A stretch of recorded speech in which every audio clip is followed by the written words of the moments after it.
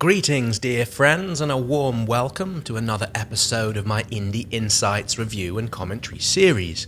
In this video we're taking more than a little peek into Blasphemous, which comes out later today on September the 10th. It comes out on all of this generation's consoles and via the Steam platform. There's no way around this section coming up, as while it's obvious not to address the clear inspirations at play here for Blasphemous, well, that would be to bat such observations away into the long grass.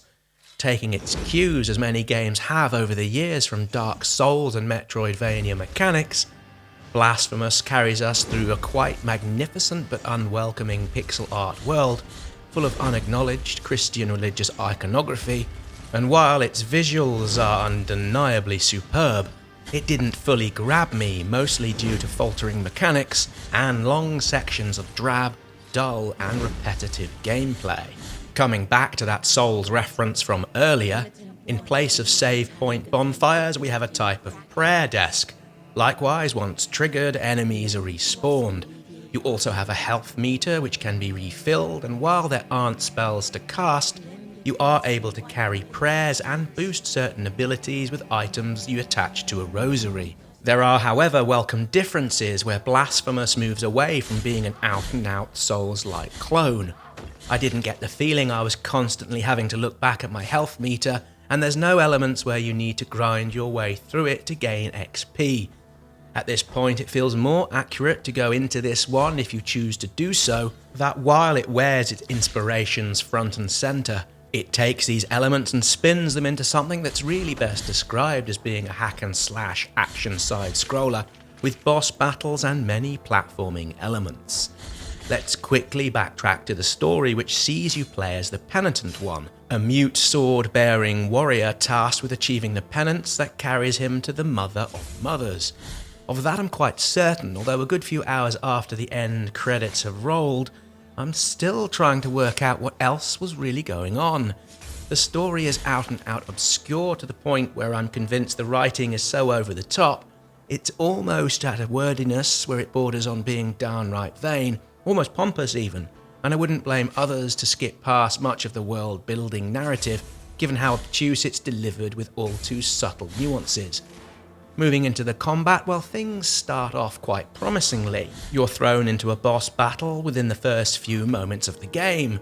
However, any joy or excitement with this wanes rather quickly. I didn't find any of the combat sections particularly difficult, that is, once I got used to the pattern recognition and the well-telegraphed enemy motions and reacting accordingly.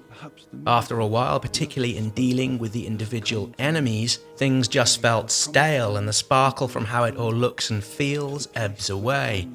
What else feels odd is how easy it is to lose health while applying one of the health potions or reciting one of the prayers. The act of doing so leaves you extremely vulnerable, which in the longer term had me all but hold back in using the prayer functions, and on occasion having a lower health post attempt to boost it than when I commenced refilling the meter. There are fine moments to be had, particularly when successfully pulling off a parry and when offered the chance to produce an execution-style finish. That said, the option to do so seems to come at random, and I couldn't figure out a way to reliably trigger this function. One quick tip though, if you want to get ahead here in the combat, I would recommend unlocking the sliding lunging strike upgrade as soon as possible, as this really does act as a combat game changer. What I can't fault, however, are the boss battles, some of which are lushly hideous by design.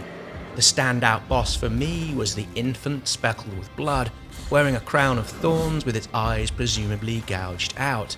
This infant in turn is held by its sides by a creature, also wrapped in thorns, which is as disturbing imagery-wise as anything I've seen all year, me being a parent of young children after all. The boss fights, well, they're not particularly difficult, as I've suggested much of the game feels, although there are one or two close to the end where things get more tricky, although with careful analysis it's reasonably easy to formulate the tactics needed to see them away. What I can find fault with, however, is the system of player upgrades by way of the rosary beads, relics and prayers, and how little these upgrades seem to improve your abilities. I didn't really notice or feel I was getting any bigger, badder or tougher. in the whole 15 hours or so I spent on the game. One other area of frustration comes from cheap insta-kill sections and occurrences where enemies can spawn whilst concealed by the foreground. One such insta-kill room had me spitting feathers with its whirring blades, hell-bent on knocking me into these aforementioned spikes. This felt somewhat unnecessary given everything else that's thrown at you, and while earlier I mentioned I didn't find this to be overly hard, this section really is, pun intended, the tip of the spike in non-boss battle gameplay. I really wanted to be able to come away from Blasphemous singing its praises from the rooftops. However, beyond its beautiful pixel art style and wonderfully realised cutscenes, together with its oppressive atmosphere, it hasn't made a lasting impression. Aside from the aforementioned points already raised, there are too many instances of prolonged backtracking from the save points that are severely lacking, which means we see a constant cycle of action and battle-based enjoyment interspaced with periods of dull, travel-based downtime. I've been honest throughout my time doing Get Indie Gaming that Metroidvania games are my favourite of any genre. So with this I take the some experience I've gained over the years, and with that, while Blasphemous has merit, and while the grotesque imagery will prolong within my memory, overall it won't leave a lasting impression. Blasphemous was reviewed here with a PlayStation 4 launch day code supplied for review purposes by the publisher. Many thanks for watching, and I look forward to welcoming you all back here soon for more indie game videos.